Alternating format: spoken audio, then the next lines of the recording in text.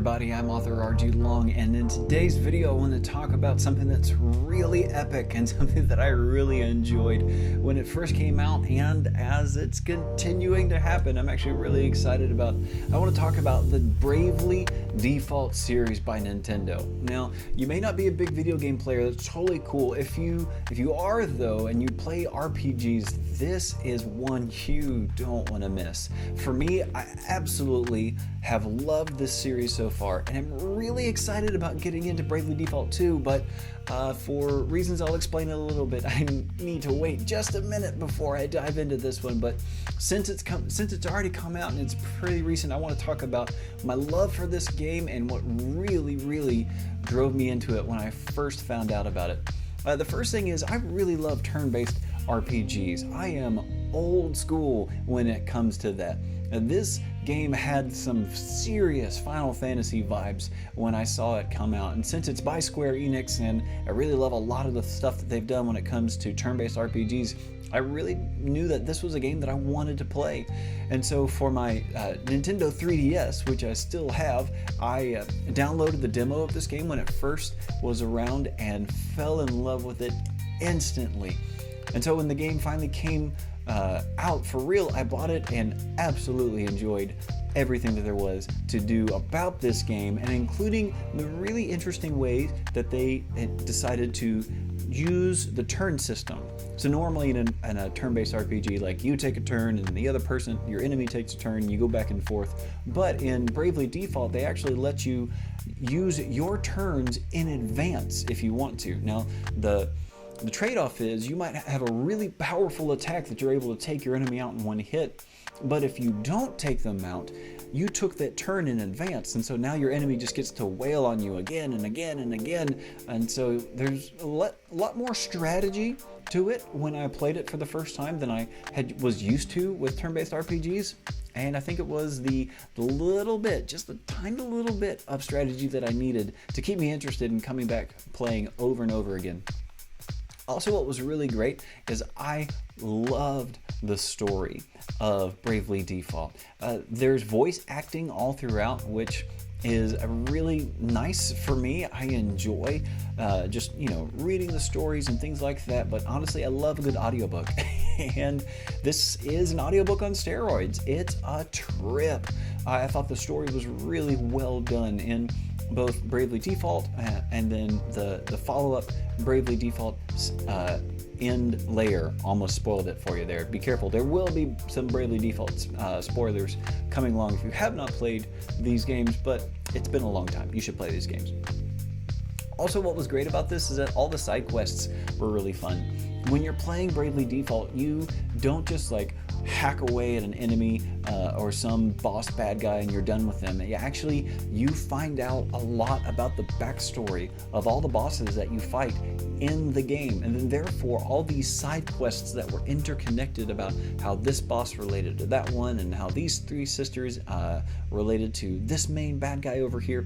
I loved it. All the side quests were really a blast and kept me kind of going back and searching for more of the game and trying to understand a little bit more of it than I was used to in some other games that have all these side quests but weren't really interesting to me. To me, I was invested because of how these characters really played out.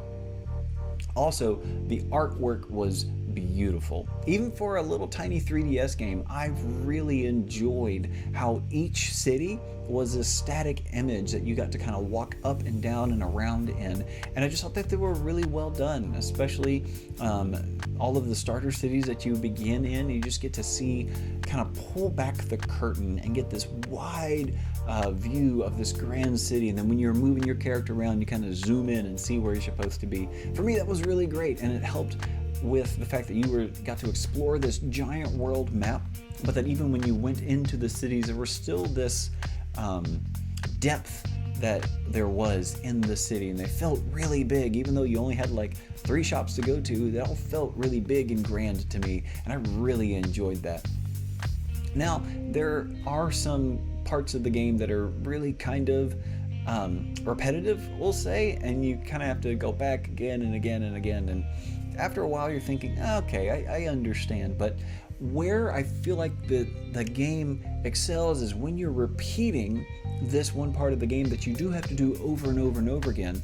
The great thing is you begin to really unpack the characters, and as you're unpacking the characters, it really helps to help you understand where you're going and what's happening and who these people are. And so as you're exploring who Tiz and Ring a Bell and the others are, it's just really fun to get to see how they grow and develop as characters. And honestly, I loved the first game, Bravely Default, where the fairy flies, but the second game, End Layer, was epic. Like it helped really address some of the problems with the first game, and then helped for me. I felt like it really expanded where the series did a great job, and I don't know, the bad guys were even more in depth to me. I honestly, playing this little 3DS, there were some parts that really creeped me out. Like, they did a really good job at making them creepy. And again, all the characters were just really modeled really, really well. I thought they had some really big depth to them for being such a small game. Now, I can't play Bravely Default 2 yet, and one of the reasons is I'm working up against a deadline of a book.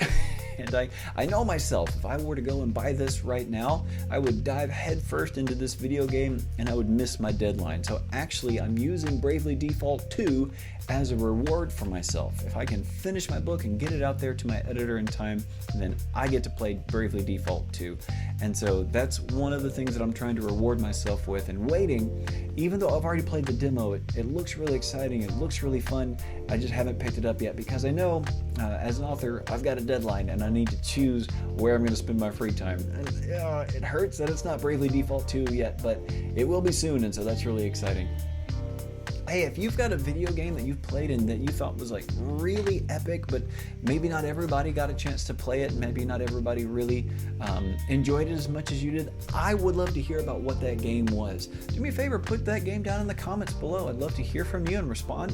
Maybe we can make another video about the user who, the video games that you as users have enjoyed and played, but maybe didn't feel like got all the credit that they deserve. Hey, do me a favor, hit the subscribe orb right here. I'd love for you to stick around to the channel. We release new videos every single weekday. Would love to tell you more about what we've got. Enjoy the journey. We'll see you soon.